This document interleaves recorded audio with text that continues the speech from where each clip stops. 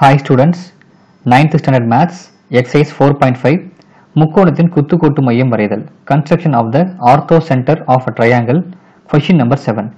AB equal to 6 cm, கோணம் B equal to 110 degree மற்றும் BC equal to 5 cm என்ற அளவுகளை உடைய முக்கோணம் ABC வரைந்து அதன் குத்துக்கோட்டு மையம் காண்க. Draw triangle ABC where AB equal to 6 cm, angle B equal to 110 degree and BC equal to 5 cm and construct its orthocenter. First questionல கொடுத்திருக்க இந்த measurements பேஸ் பண்ணி ஒரு rough diagram construct பண்ணிக்கலாம். ஸோ இங்கே பார்த்தீங்கன்னா ஒரு ட்ரையாங்கிள் நம்ம கன்ஸ்ட்ரக்ட் பண்ணியிருக்கோம். இப்போ இந்த ட்ரையாங்கிளில் AB equal to 6 cm.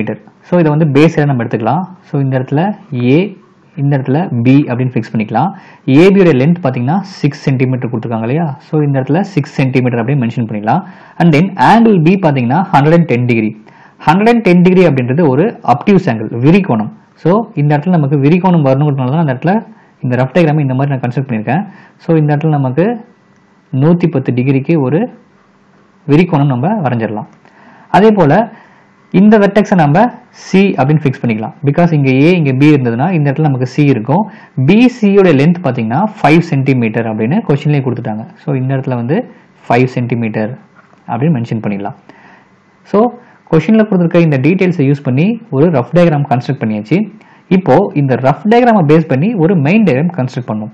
Main டயக்ராமுடைய first step இந்த பேஸ் சைடை நம்ம கன்ஸ்ட்ரக்ட் பண்ணணும். ஸோ ஃபர்ஸ்ட் உங்களுடைய ஸ்கேல் எடுத்துக்கோங்க. ஸ்கேல் எடுத்துக்கிட்டு 6 சென்டிமீட்டருக்கு ஒரு லைன் செக்மெண்ட் ஃபார்ம் பண்ணும். ஸோ இங்கே பார்த்தீங்கன்னா 6 சென்டிமீட்டருக்கு ஒரு லைன் செக்மெண்ட் ஃபார்ம் பண்ணியாச்சு. இப்போ இந்த லைன் செக்மெண்ட்டுக்கு நேம் பண்ணிவிடுங்க. இந்த இடத்துல கேபிட்டல் A, இந்த இடத்துல கேபிட்டல் B அண்ட் தென் ஏபியோட லென்த் 6 சென்டிமீட்டர். இப்போ நெக்ஸ்ட் ஸ்டெப் என்ன பண்ணோம் அப்படின்னா ஆங்கிள் பியோடைய வேல்யூ பார்த்தீங்கன்னா 110 டிகிரி அப்படின்னு கொடுத்துருக்காங்க. ஸோ உங்களுடைய ப்ரொடெக்டர் எடுத்துக்கோங்க, அதாவது பாகைமணி எடுத்துக்கோங்க. ஸோ ப்ரொடெக்டர் எடுத்துக்கிட்டு அதை பியில் ஃபிக்ஸ் பண்ணிக்கோங்க. இப்போ பிக்கு லெஃப்ட் சைடில் இருந்து, அதாவது இங்கே பார்த்தீங்கன்னா 0 இருக்கும், நமக்கு 110 டிகிரி வேணும் இல்லையா? ஸோ இந்த லெஃப்ட் எண்ட்ல இருந்து 0, 10, 20, 30, 40 அன்டில் 110 ரீச் பண்ணுற இந்த பிளேஸுக்கு ஒரு லைன் செக்மெண்ட் ஃபார்ம் பண்ணும். அதாவது பியிலிருந்து 110 டிகிரிக்கு இந்த மாதிரி ஒரு லைன் ட்ரா பண்ணும். ஸோ இங்கே பார்த்தீங்கன்னா நமக்கு ஒரு ஆங்கிள் 110 டிகிரிக்கு ஒரு ஆங்கிள் நமக்கு கிடச்சிருச்சு. ஸோ இந்த இடத்துல 110 டிகிரி அப்படின்னு மென்ஷன் பண்ணிடலாம். இப்போ நெக்ஸ்ட் ஸ்டெப் என்ன பண்ணோம் அப்படின்னா பியிலிருந்து சி வரைக்கும் டிஸ்டன்ஸ் பார்த்தீங்கன்னா 5 சென்டிமீட்டர் அப்படின்னு கொடுத்துருக்காங்க இல்லையா? ஸோ காம்பஸை யூஸ் பண்ணி 5 சென்டிமீட்டருக்கு ஃபர்ஸ்ட் மெஷர் பண்ணிக்கோங்க. ஸோ ஃபர்ஸ்ட் காம்பஸ் எடுத்துக்கோங்க. காம்பஸ் எடுத்துக்கிட்டு 5 சென்டிமீட்டருக்கு காம்பஸை மெஷர் பண்ணிக்கோங்க. ஸோ இங்கே பார்த்தீங்கன்னா காம்பஸை 5 சென்டிமீட்டருக்கு மெஷர் பண்ணிட்டேன்.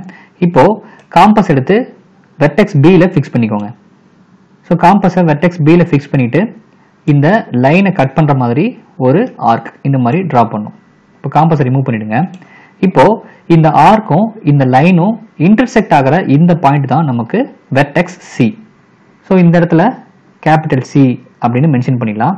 இப்போது ஏவையும் சியும் ஜாயின் பண்ணுற மாதிரி ஒரு லைன் செக்மெண்ட் ஃபார்ம் பண்ணிடலாம்.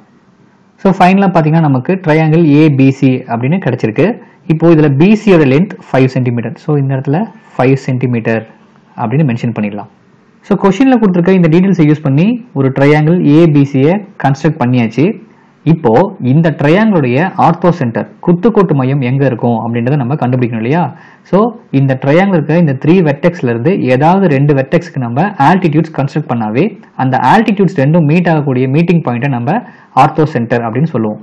ஸோ ஃபர்ஸ்ட் இந்த ட்ரையாங்கிளில் ஏதாவது 2 சைடுக்கு நம்ம ஆல்டிடியூட்ஸ் கன்ஸ்ட்ரக்ட் பண்ணணும், அதாவது குத்துக்கோடுகள் வரையணும். ஃபர்ஸ்ட் வெர்டெக்ஸ் சியிலிருந்து, அதாவது எப்போவுமே டாப் வெர்டெக்ஸ்லேருந்து ஃபர்ஸ்ட் ஒரு ஆல்டிடியூட் ட்ரா பண்ணலாம் இல்லையா? ஸோ வெர்டெக்ஸ் சியிலிருந்து இப்போ ஒரு ஆல்டிடியூட் ட்ரா பண்ணலாம். ஸோ ஃபர்ஸ்ட் உங்களுடைய காம்பஸ் எடுத்துக்கோங்க. காம்பஸ் எடுத்து வெர்டெக்ஸ் சியில் ஃபிக்ஸ் பண்ணிக்கோங்க. ஸோ காம்பஸ் எடுத்து வெர்டெக்ஸ் சியில் ஃபிக்ஸ் பண்ணிவிட்டு எனி மெஷர்மெண்ட் காம்பஸ் ஏதாவது ஒரு ரேடியஸ்க்கு நம்ம ஃபிக்ஸ் பண்ணிக்கலாம். ஃபிக்ஸ் பண்ணிவிட்டு இந்த வெர்டெக்ஸுக்கு ஆப்போசிட் சைடு, அதாவது பேஸ்ல இருக்க இந்த ஏபி தான் இந்த வெர்டெக்ஸ் சியோடைய ஆப்போசிட் சைடு. இந்த ஆப்போசிட் சைடை ஏதாவது 2 பிளேஸ்ல கட் பண்ற மாதிரி நம்ம ஆர்க் ட்ரா பண்ணணும். இங்க பாத்தீங்கன்னா இந்த இடத்துல ஒரு ஆர்க் ட்ரா பண்ணிக்கலாம். அதே போல இந்த இடத்துல இன்னொரு ஆர்க் ட்ரா பண்ணிக்கலாம். இப்போ இந்த ஆர்க் பாத்தீங்கன்னா ஏபியை கட் பண்ணல. ஸோ இதை கட் பண்ணணும் அப்படின்னா ஏபி அப்படின்ற இந்த லைனை இன்னும் கொஞ்சம் நம்ம எக்ஸ்டெண்ட் பண்ணணும். ஸோ இங்கே பார்த்தீங்கன்னா ஏபி அப்படின்ற இந்த லைனை கொஞ்சம் எக்ஸ்டெண்ட் பண்ணதுக்கப்புறம் இந்த பிளேஸில் நமக்கு ஆர்க் கட் பண்ணுது. இப்போ நெக்ஸ்ட் ஸ்டெப் என்ன பண்ணோம் அப்படின்னா, கட் பண்ணக்கூடிய இந்த ஆர்க்ஸில் நம்ம காம்பஸை ஃபிக்ஸ் பண்ணிக்கணும். ஸோ காம்பஸ் எடுத்துக்கோங்க. காம்பஸ் எடுத்து ஃபர்ஸ்ட் இந்த லெஃப்ட் ஆர்க்கில் ஃபிக்ஸ் பண்ணிக்கோங்க. ஸோ காம்பஸ் இந்த லெஃப்ட் ஆர்க்கில் ஃபிக்ஸ் பண்ணிவிட்டு இந்த லைன் செக்மெண்ட்டோடைய, அதாவது இந்த ஆர்க்ஸ் ரெண்டும் கட் பண்ணக்கூடிய இந்த லைனுடைய டிஸ்டன்ஸுக்கு மோர் தென் ஹாஃப் நம்ம காம்பஸை ஃபிக்ஸ் பண்ணிக்கணும். அதாவது முக்கால் வாசிக்கு காம்பஸை எடுத்துக்கணும். ஸோ இங்கே பார்த்தீங்கன்னா அந்த காம்பஸை மோர் தென் ஹாஃப், பாதிக்கு மேலே நான் காம்பஸ் இங்கே எடுத்துக்கிறேன். எடுத்துக்கிட்டு கீழே ஒரு ஆர்க், ஸோ இந்த இடத்துல ஒரு ஆர்க் ட்ரா பண்ணோம். இப்போது காம்பஸோட இந்த மெஷர்மெண்ட்டை சேஞ்ச் பண்ணாமல் அப்படியே காம்பஸ் எடுத்து இந்த பிளேஸில் ஃபிக்ஸ் பண்ணிக்கணும். ஸோ காம்பஸை இந்த பிளேஸில், அதாவது இந்த ஆர்க் இந்த லைனை கட் பண்ணக்கூடிய இந்த பிளேஸில் காம்பஸை ஃபிக்ஸ் பண்ணிவிட்டு அகைன் இந்த இடத்துல இன்னொரு ஆர்க் ட்ரா பண்ணும். இப்போது இந்த ஆர்க் ரெண்டும் இன்டர்செக்ட் ஆகிற இந்த பாயிண்ட்ல இருந்து வெர்டெக்ஸ் சியை ஜாயின் பண்ணுற மாதிரி ஒரு லைன் செக்மெண்ட் ஃபார்ம் பண்ணும். இப்போ இங்கே பார்த்தீங்கன்னா இந்த ஆர்க்ல இருந்து வெர்டெக்ஸ் சியை ஜாயின் பண்ணுற மாதிரி ஒரு லைன் ட்ரா பண்ணிட்டோம். இந்த லைன் பார்த்தீங்கன்னா ஏபி அப்படின்ற இந்த லைன் செக்மெண்ட்டை பர்பண்டிகுலராக கட் பண்ணுது. ஸோ இது நமக்கு தேவையான ஃபர்ஸ்ட் ஆல்டிடியூட், முதல் குத்துக்கோடு. இப்போ நெக்ஸ்ட் ஸ்டெப் என்ன பண்ணோம் அப்படின்னா, ஏபி அப்படின்ற இந்த ரெண்டு வெர்டெக்ஸ்ல இருந்து ஏதாவது ஒரு வெர்டெக்ஸ்ல இருந்து நம்ம இன்னொரு குத்துக்கோடு வரையணும்.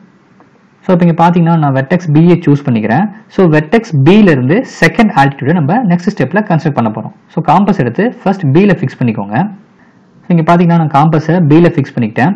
பியில் ஃபிக்ஸ் பண்ணிவிட்டு ஏதாவது ஒரு மெஷர்மெண்ட்டுக்கு காம்பஸை நம்ம மெஷர் பண்ணிவிட்டு இதுக்கு ஆப்போசிட்டில் இருக்க, அதாவது இந்த வெர்டெக்ஸ் பிக்கு ஆப்போசிட்டில் இருக்க இந்த ஏசி அப்படின்ற இந்த சைடை ரெண்டு பிளேஸில் கட் பண்ணுற மாதிரி நம்ம ஆர்க் ட்ரா பண்ணோம். இப்போ இங்கே பார்த்தீங்கன்னா இந்த இடத்துல ஒரு ஆர்க், அதே போல் இந்த இடத்துல இன்னொரு ஆர்க். இப்போ இங்கே பார்த்தீங்கன்னா ஏசி அப்படின்ற இந்த லைனை ரெண்டு பிளேஸில் கட் பண்ணுற மாதிரி ஆர்க் ட்ரா பண்ணியிருக்கோம். இப்போது காம்பஸை ரிமூவ் பண்ணிடலாம். இப்போ நெக்ஸ்ட் ஸ்டெப் என்ன பண்ணோம் அப்படின்னா, கட் பண்ண இந்த ஆர்க்ஸ் ரெண்டுலையும் நம்ம காம்பஸை ஃபிக்ஸ் பண்ணிக்கணும். ஃபர்ஸ்ட் ஏதாவது ஒரு ஆர்க்கில் காம்பஸை ஃபிக்ஸ் பண்ணிக்கலாம். ஸோ காம்பஸ் எடுத்து ஃபர்ஸ்ட் நான் இந்த ஆர்க்கில் காம்பஸை ஃபிக்ஸ் பண்ணிக்கிறேன். ஸோ காம்பஸை இந்த ஆர்க்கில் ஃபிக்ஸ் பண்ணிவிட்டு முக்கால் வாசிக்கு, பாதிக்கு மேலே நம்ம காம்பஸை மெஷர் பண்ணிக்கணும். அதாவது இந்த ஆர்க்கை டச் பண்ணாமல் முக்கால் வாசிக்கு காம்பஸை ஃபிக்ஸ் பண்ணிக்கணும். இப்போ இங்கே பார்த்தீங்கன்னா நான் பாதிக்கு மேலே காம்பஸ் எடுத்துக்கிறேன். எடுத்துக்கிட்டு இந்த இடத்துல ஒரு ஆர்க். இப்போது இந்த மெஷர்மெண்ட்டை சேஞ்ச் பண்ணாமல் காம்பஸை அப்படியே எடுத்து இந்த இடத்துல, அதாவது செகண்ட் ஆர்க், இந்த சிக்கு பக்கத்தில் இருக்கிற இந்த ஆர்க்கில் நம்ம காம்பஸை ஃபிக்ஸ் பண்ணிக்கணும். ஸோ வெர்டெக்ஸ் சிக்கு பக்கத்தில் இருக்க இந்த ஆர்க்கில் காம்பஸை ஃபிக்ஸ் பண்ணிவிட்டு அகைன் இந்த இடத்துல இன்னொரு ஆர்க் ட்ரா பண்ணும். இப்போது காம்பஸை ரிமூவ் பண்ணிடலாம். இப்போது இந்த ஆர்க் ரெண்டும் இன்டர்செக்ட் ஆகிற இந்த பாயிண்ட்ல இருந்து வெர்டெக்ஸ் பியை ஜாயின் பண்ணுற மாதிரி ஒரு லைன் செக்மெண்ட் கன்ஸ்ட்ரக்ட் பண்ணணும். இப்போ இங்கே பார்த்தீங்கன்னா இந்த ஆர்க்ஸ் ரெண்டும் இன்டர்செக்ட் ஆகிற இந்த பாயிண்ட்ல இருந்து வெர்டெக்ஸ் பியை ஜாயின் பண்ணுற மாதிரி ஒரு லைன் ட்ரா பண்ணியாச்சு. இந்த லைன் இந்த சைடு ஏசி அப்படின்ற இந்த சைடை பர்பண்டிகுலராக கட் பண்ணுது, அதாவது 90 டிகிரி ஆங்கிளில் கட் பண்ணுது. ஸோ இதுதான் நமக்கு தேவையான செகண்ட் ஆல்டிடியூட்.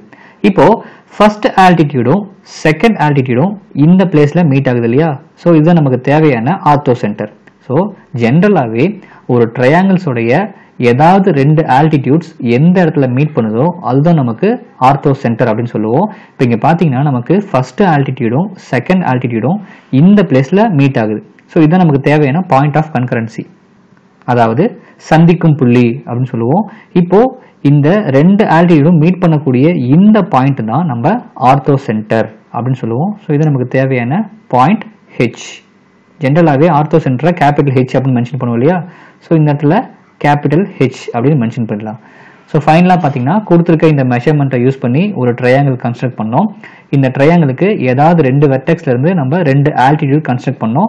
அந்த ரெண்டு ஆல்டிடியூடும் மீட் பண்ணக்கூடிய இந்த பாயிண்ட் தான் நம்ம ஆர்த்தோ சென்டர் அப்படின்னு சொல்லுவோம், அதாவது குத்துக்கோட்டு மையம் அப்படின்னு சொல்லுவோம். நமக்கு தேவையான குத்துக்கோட்டு மையம் ஹெச் கிடைச்சிருச்சு. That's all.